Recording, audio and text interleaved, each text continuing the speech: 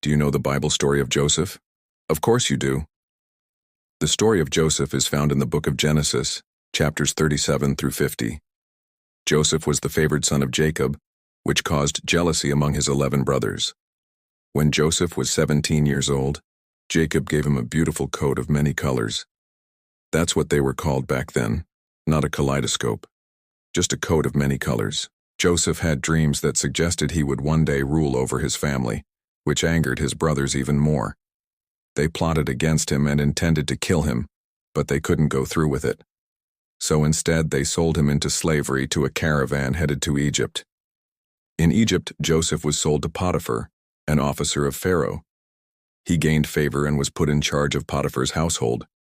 But Potiphar's wife falsely accused Joseph of attempted assault because he rejected her advances, leading to his imprisonment.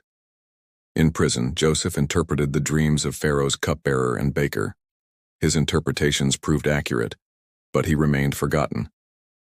Until Pharaoh had troubling dreams, Joseph interpreted Pharaoh's dreams, which foretold 7 years of plenty followed by 7 years of famine. Joseph suggested that Pharaoh appoint someone to oversee the storage of grain during the years of abundance, so that there would be food during the famine. Impressed by Joseph's wisdom, Pharaoh made him second in command over all of Egypt, giving him the authority to prepare the country for the coming famine. During the famine, Joseph's brothers came to Egypt to seek food. They didn't recognize Joseph, but he knew who they were. And just to be sure they'd changed, he put a silver cup in Benjamin's sack, causing him to be falsely accused of stealing it.